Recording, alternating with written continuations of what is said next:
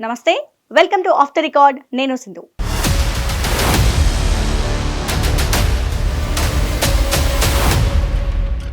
ఉన్నది అధికార పార్టీలో, పైగా ఎమ్మెల్యే. కానీ ఆ ఎమ్మెల్యే చుట్టూ వివాదాలే. గెలిచిన రోజు నుంచి నేటి వరకు వరుస వివాదాలు ఆ ఎమ్మెల్యేను చుట్టుముట్టాయి. ఒక వివాదం సమసిపోయింది అనుకునే లోపే మరో వివాదంలో ఆ ఎమ్మెల్యే పేరు వినిపిస్తోంది. కానీ ఒకే ఒక్క బహిరంగ సభతో సీన్ మారిపోయింది. ఇంతకీ ఆ ఎమ్మెల్యే ఎవరు? ఒక్క బహిరంగ సభతో ఏం మారిపోయింది? తెలుసుకోవాలంటే let's watch this story.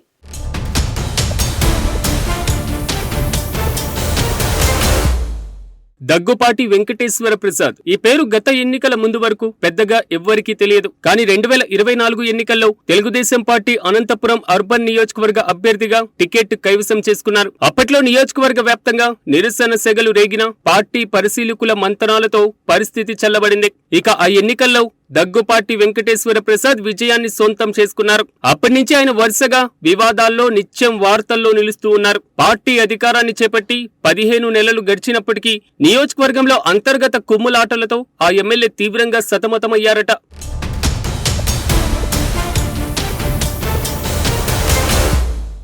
Anantapuram జిల్లాలో ఎమ్మెల్యే దగ్గుపాటి పైన వచ్చిన ఆరోపణలు అన్నీ ఇన్ని కావు. 2024 ఎన్నికల్లో గెలిచిన దగ్గర నుండి ఆయనకు ఎదురు దెబ్బలు తగులుతూనే ఉన్నాయి. ఏ రేంజ్ లో జరిగాయంటే తన పైన రాజకీయ కుట్ర జరుగుతుందని స్వయంగా ఆయనే బహిరంగంగా చెప్పుకొచ్చారు. మొదట్లో రేషన్ షాపుల కేటాయింపు, మద్యం దుకాణాల టెండర్లు, అంగన్వాడీల పోస్టుల విషయంలో ఎమ్మెల్యే పైన ఆరోపణలు వచ్చాయి. ఆ తర్వాత ఎమ్మెల్యే అనుచరులు భూ కబ్జాలు, సెటిల్మెంట్లు, దౌర్జన్యాలు చేస్తున్నారన్న ఆరోపణలు కూడా ఉన్నాయి.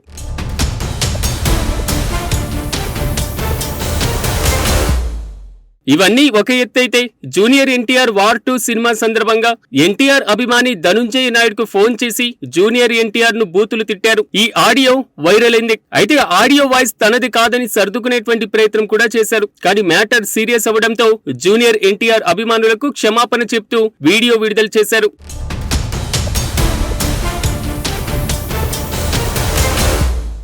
ఇలా వరుస వివాదాలతో ఉక్కిరి బిక్కిరి అయిన ఎమ్మెల్యే దగ్గుపాటి ఒక్కసారిగా పొలిటికల్ గేర్ మార్చేశారట. తన నియోజకవర్గ పరిధిలో తనకు వ్యతిరేకంగా ఉన్నటువంటి నాయకులతో కలిసి ముందుకు వెళ్లాలని డిసైడ్ అయ్యారట. తన ప్రమేయం లేకుండానే కొన్ని జరిగాయని, మున్ముందు అలాంటివి జరగకుండా చూస్తానని చెబుతూనే సమస్యలు నేరుగా తనను కలవాలని క్లారిటీ ఇస్తున్నారట.